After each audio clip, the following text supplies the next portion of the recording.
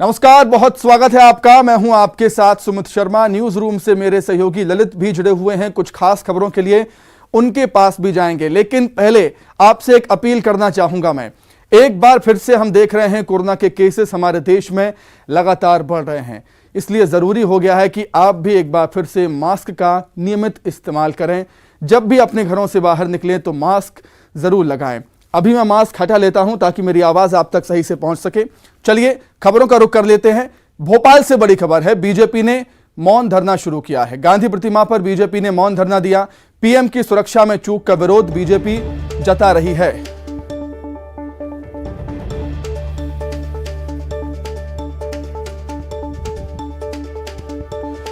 धरना प्रदर्शन में कृषि मंत्री भी शामिल हैं, वित्त मंत्री जगदीश देवड़ा भी वहां पर मौजूद हैं, सीएम शिवराज भी इसमें शामिल होंगे।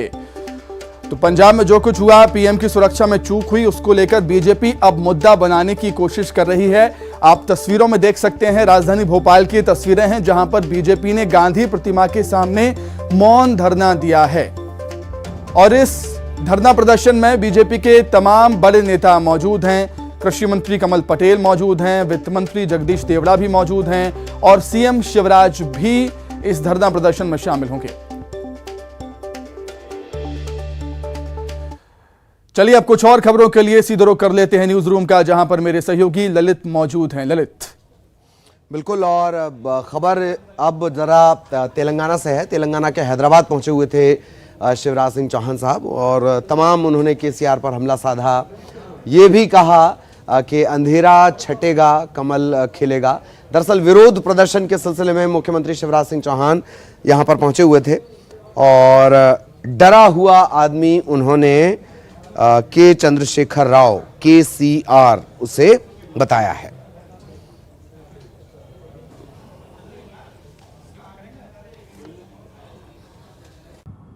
अच्छा, मैं समझता था KCR दमदार आदमी, लेकिन वो तो दुमदार निकले। इतना डरा हुआ मुख्यमंत्री मैंने आज तक नहीं देखा। अरे मुख्यमंत्री अगर कोई होता है, जनता, सरकारी कर्मचारी या विपक्ष का नेता, विपक्ष की पार्टी का अध्यक्ष कोई बात उठाता है तो जवाब देता है, लेकिन ये तो इतना डरा हुआ है कि हमारे अध्यक्ष को जेल में डाल देता है। ये कायर आदमी करता है, डरा हुआ आदमी करता है। और सुन लो KCR, मैं मध्य प्रदेश का मुख्यमंत्री शिवराज सिंह चौहान आज हैदराबाद तेलंगाना की इस पवित्र धरती पर आया हूं और अपने राष्ट्रीय अध्यक्ष के पार्टी के आदेश से ये कहने आया हूं कि जब तक तेरे अत्याचार, अन्याय, पाप और भ्रष्टाचार की लंका को जला के राख नहीं कर देते, तब तक चैन की सांस नहीं लेंगे। तुम क्या समझते हो, भारतीय जनता पार्टी के कार्यकर्ताओं पर लाठियां चला दोगे और हम दब के चुप बैठ जाएंगे? KCR, हम बिरयानी नहीं है जो खा जाओ, पेट फाड़ के बाहर निकलेंगे।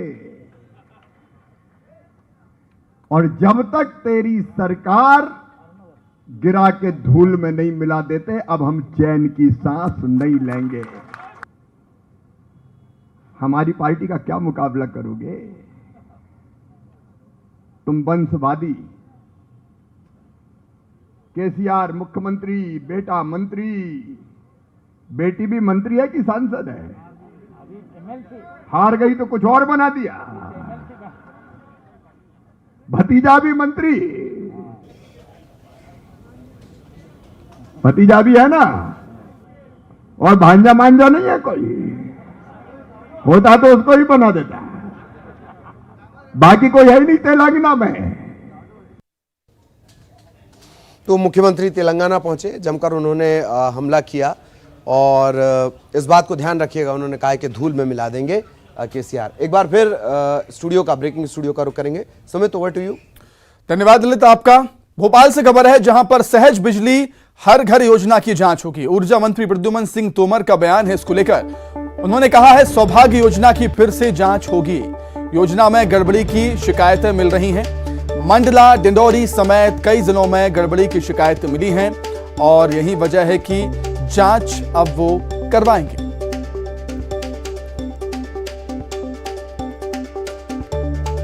कई जगहों पे जा रहे हैं, कई अखबार समाचार पत्रों के माध्यम आमजन से शिकायतें मिल रही हैं। उस संबंध में मैंने जांच के निर्देश दिए हुए हैं। मैं अगर जांच में कोई कमी होगी तो दोबारा जांच करूंगा।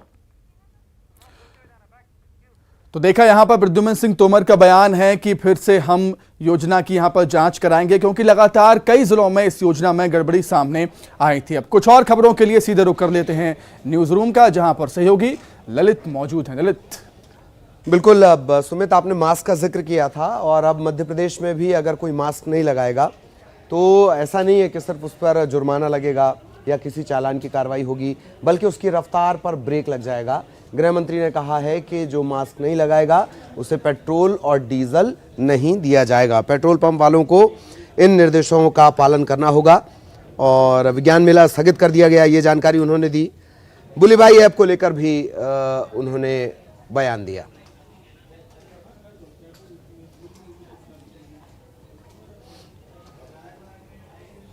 अभी हमारे 13 जवान पुलिस के संक्रमित हुए हैं।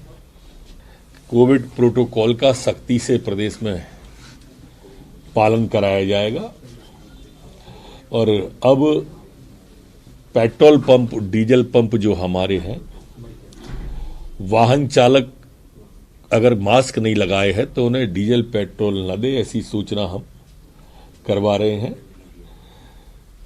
मास्क की, जुर्माने की राशि के, ये सभी के सख्ती पर विचार किया जा रहा है। स्वयं मुख्यमंत्री जी मॉनिटर कर रहे थे और उन्होंने आदेश दिया। राजगढ़ के कलेक्टर, विदिशा के कलेक्टर, गुना के कलेक्टर तत्काल खेतों की ओर, गांव की ओर, किसान की ओर रवाना हुए थे। आज भोपाल संभाग में सुबह से पानी गिरा है। अतिवृष्टि का आंकलन, ओलावृष्टि के आंकलन के लिए सभी राजस्व अधिकारियों को निर्देश दिए हैं। मुख्यमंत्री जी स्वयं इसको देख रहे हैं। किसानों को घबराने की या चिंता करने की जरूरत नहीं, सरकार उनके साथ है और सभी को आंकलन करने के लिए बोल दिया है। वो जो बच्चा है वो रहने वाले राजस्थान के हैं।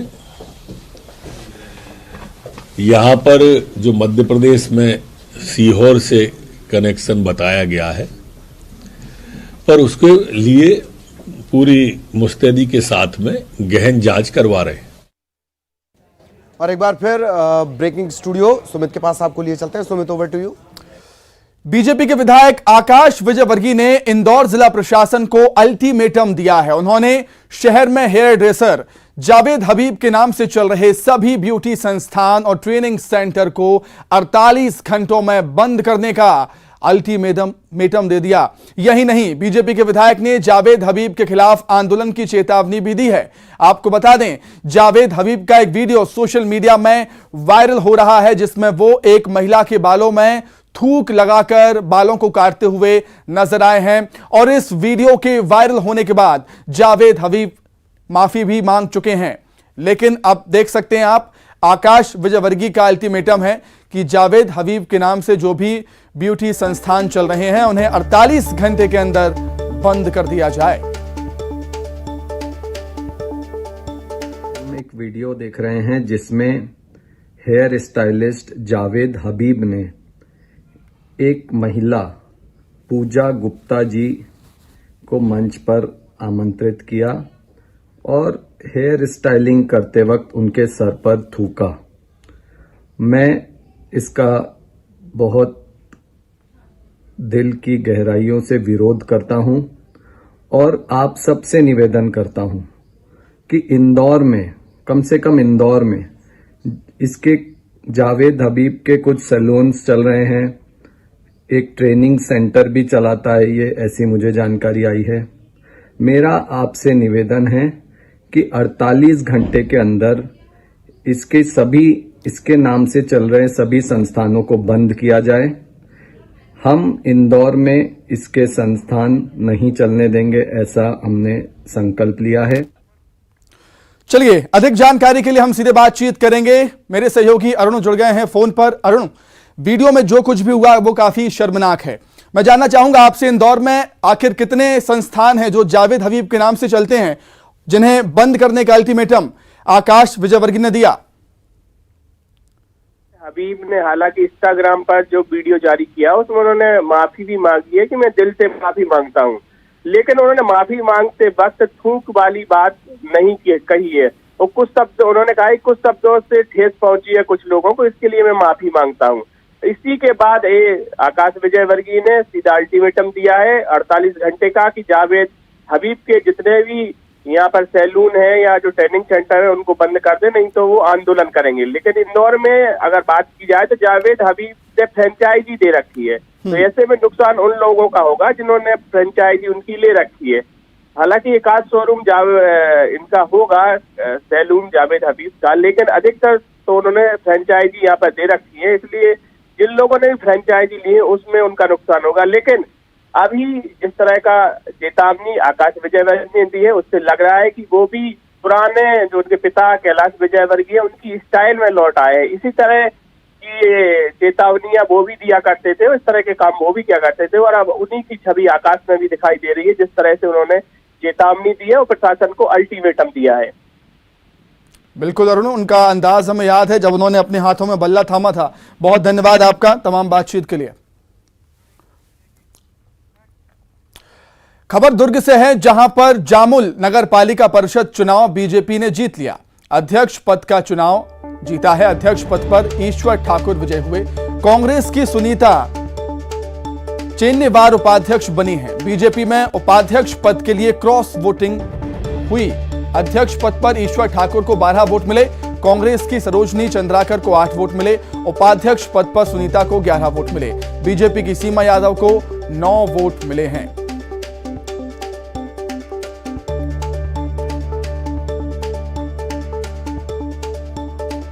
इस वक्त की बड़ी खबर आपको बता रहे हैं हम दुर्ग से। जामुल नगर पालिका परिषद चुनाव बीजेपी ने जीता है। अध्यक्ष पद का चुनाव बीजेपी ने यहां पर जीत लिया। ईश्वर ठाकुर विजय हुए हैं। कांग्रेस की सुनीता चेन्नेवार उपाध्यक्ष बनी हैं।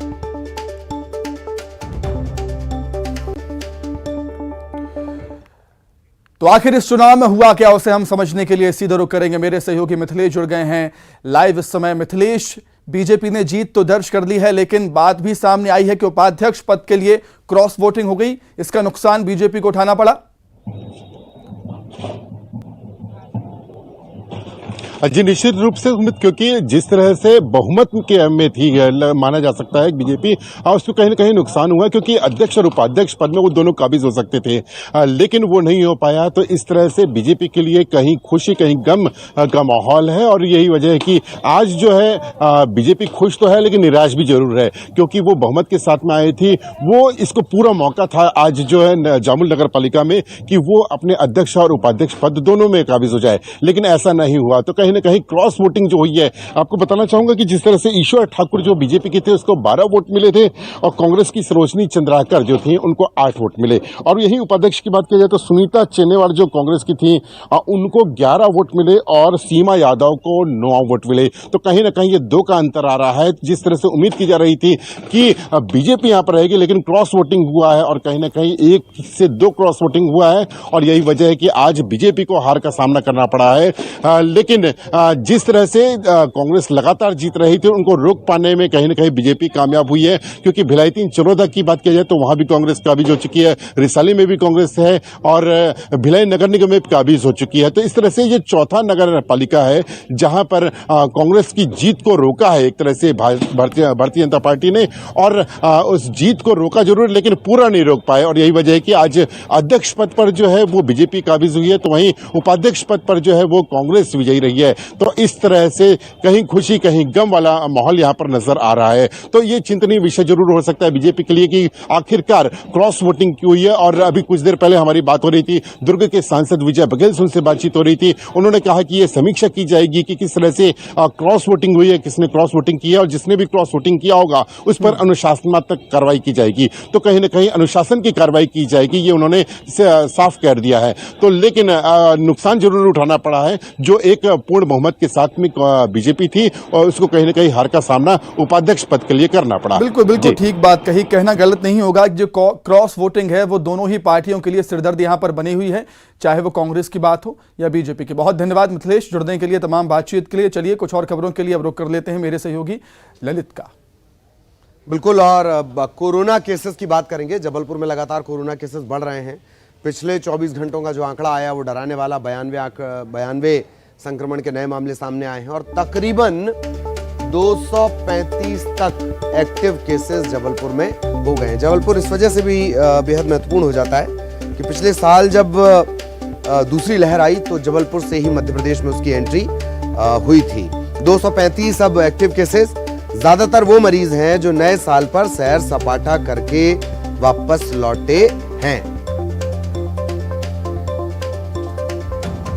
सैर सपाटा करना आम लोगों पर भारी पड़ रहा है। आलम यह है कि रोजाना अब जो मरीज है वो दोगुनी संख्या में सामने आ रहे हैं। बीते 24 घंटों में 92 मरीज जो हैं कोरोना संक्रमित पाए गए। आंकड़ा ये भी बताता है कि जो सैर सपाटा किया गया दिल्ली, मुंबई, गोवा या जो टूरिस्ट प्लेस की सैर करके आए हैं, अधिकांश लोग वही संक्रमित निकल रहे हैं। बहरहाल अब अस्पतालों में भीड़ बढ़ गई है। लोग चेक कराने के लिए यानी अपने टेस्ट कराने के लिए यहाँ पर आ रहे हैं और एकाएक फिर से वही तस्वीर सामने आ रही है जो दूसरी लहर में हमने और आपने देखी थी। बहरहाल अभी भी SMS यानी सोशल डिस्टेंसिंग, मास्क और सैनिटाइजेशन का इस्तेमाल अगर अपन अपने जीवन में अपनाएंगे तो शायद उस भयावह आंकड़े से बचा जा सकता है, उसकी गंभीरता से बचा जा सकता है। फिलहाल जो स्थितियां हैं वो चिंताजनक हैं और आम जनता के सहयोग से ही कोरोना पर नियंत्रण पाया जा सकता है। कैमरा पर्सन वीरेंद्र मिश्रा के साथ प्रतीक अवस्थी, न्यूज़ 18 जबलपुर। तो स्थितियां चिंताजनक हैं और संयम और सावधानी के साथ ही आप इस पर काबू पा सकते हैं। लगातार खबरों के अपडेट भी आपको देंगे। कुछ और खबरों का सिलसिला भी और बाकी है, महत्वपूर्ण खबरें। लगातार ये सिलसिला चलेगा। एक छोटे से ब्रेक के लिए यहाँ पर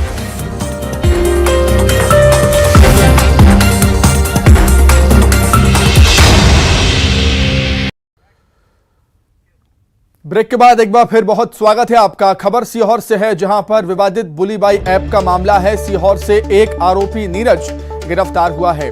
कोठरी स्थित VIT का कंप्यूटर साइंस का सेकंड ईयर का छात्र नीरज गिरफ्तार हुआ है। गिरफ्तारी के बाद हड़कंप मच गया। कॉलेज प्रशासन ने छात्र को निकाल दिया। दाखिले के बाद से कॉलेज में क्लास इसने अटेंड नहीं की थी।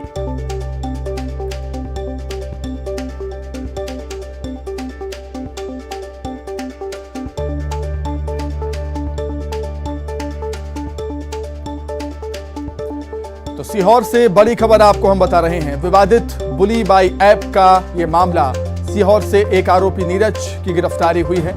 कोठरी स्थित VIT का कंप्यूटर साइंस का सेकंड ईयर का छात्र नीरज गिरफ्तार हुआ। गिरफ्तारी के बाद से हड़कंप मचा हुआ है। कॉलेज प्रशासन ने छात्र को कॉलेज से बाहर कर दिया और यह भी बात निकलकर सामने आई है कि दाखिले के बाद, कॉलेज में एडमिशन के बाद से इसने एक भी क्लास अटेंड नहीं की थी।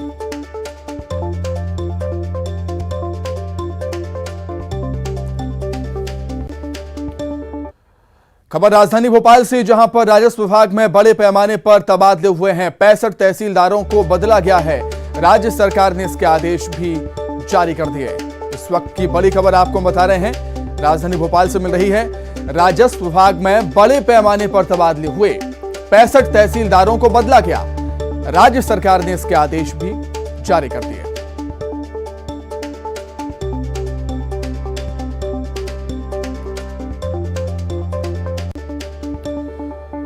इस वक्त की बड़ी खबर राजधानी भोपाल से मिल रही है। राजस्व विभाग में बड़े पैमाने पर तबादले हुए हैं। करीब 65 तहसीलदारों को बदला गया है और इसके आदेश भी राज्य सरकार ने जारी कर दिए। सूची हम आपको टीवी स्क्रीन पर दिखा रहे हैं।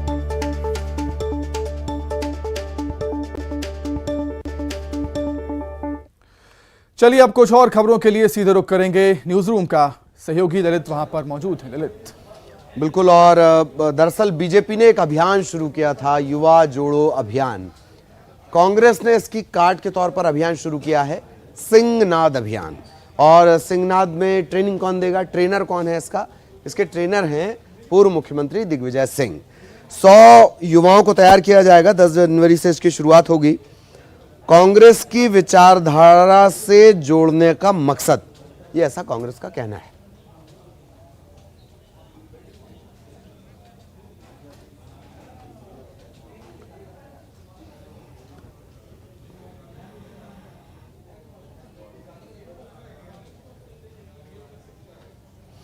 तो इसी के साथ इस बुलेटिन में इतना ही। सुमित लगातार हमारे साथ ब्रेकिंग स्टूडियो से बड़ी खबरों के साथ बने रहे। सुमित, आपका भी बहुत बहुत धन्यवाद। और लगातार खबरों का सिलसिला न्यूज़ 18 मध्य प्रदेश छत्तीसगढ़ पर जारी है। नमस्कार।